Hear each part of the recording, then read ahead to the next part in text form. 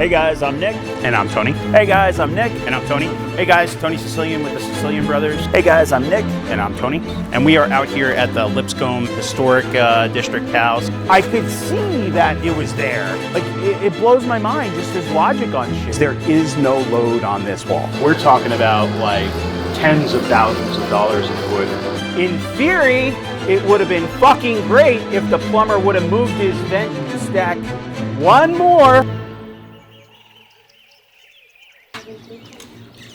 All this comes down anyway. All this telephone wire, all the cable, all this extra line, all of it goes.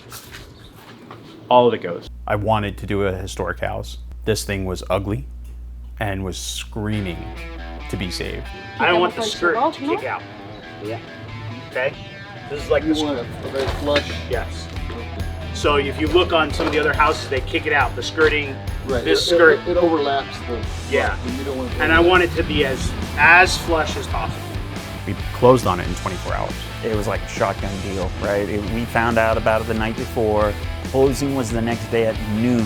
We had to get out there. I think we were out there at like 8 a.m.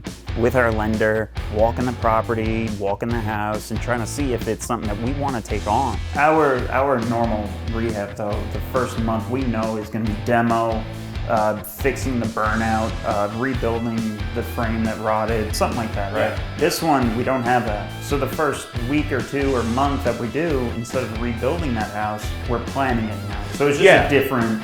Yeah, and maybe we're surgically taking apart walls, right? So instead of the guys coming in and just demoing, we're like, hey, let's see what's behind this wall, take this one down. When I saw Historic District, like I was just all gas. So obviously the staircase is gonna be changed. It's gonna kind of come up this way and then up this way.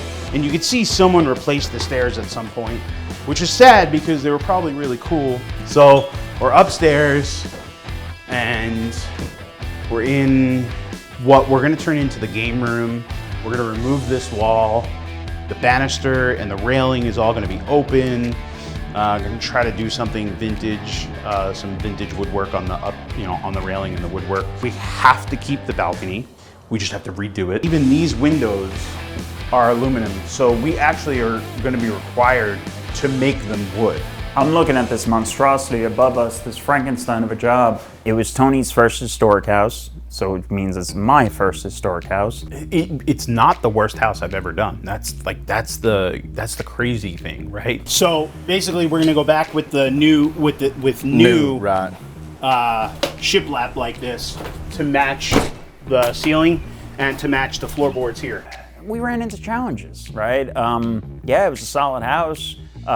We didn't know it was on fire at one point. I just can't believe how bad it was burned. You never would have known, right? Yeah, and I mean, nobody did. I think what makes Lipscomb so challenging for me and the team and everyone was it's huge. What Enrique's concern is when the floor guy comes, like this landing is like sloped back this way, and this floor has a little bit of a bow to it, which given the age of the house, in 1905 we figured out that it was built, so I mean, how perfect can it be? And I'm like, you left the old fucking wood. I could see that it was there. I don't fucking care if we drop the corner or lift this, but we have to go that way. It's underground. Like, it blows my mind, just this logic on shit. In theory, it would have been fucking great if the plumber would have moved his vent stack one more. It's tall, it's got tons of siding. Everything about it is just big, which means it comes with big problems, big headaches, big hiccups. There is no load on this wall. Right. It doesn't take a fucking rocket scientist to show where the load points are. Right. It's not on this. So the water's coming off of the roof and hitting this, right? Which is causing this to bow because it's getting wet, right? You know, again, if you have a 1,000 square foot house, redoing the hardwoods and it's like a no-brainer quick decision. This is a $10,000 mistake. That's not acceptable. All right, hold the floor down. Option 2 is sand and stain the door, the island, something that would be closer in the brown than the red zone. he told me that you guys actually recast that. This is not made anymore anywhere Yeah, he said that. specifically, but you can order it from different places. But you know, to have something that heavy shipped.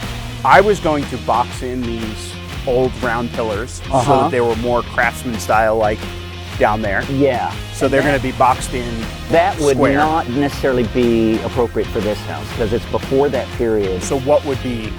That style of column, only bigger. If I could turn back time, if I was Cher and I could turn back time, Yes. I would go find the builder who built this house and slap them because it had there wasn't a right angle. There's not a wall that made sense. Yeah. No, I'm still extremely proud of what we put out. I feel like I'm talking to myself. Like, yeah, I'm interested to see what you think of upstairs. We redid all the floors, upstairs, downstairs, everywhere. We're a family. Good indication, like the width. hallways are wide enough, like the space is wide enough where the kids can We literally pushed- be running about. We pushed this out as far as we could and up as far as we could and back as far as we could because when you came up these stairs, you actually like ducked under this, and I'm pretty short.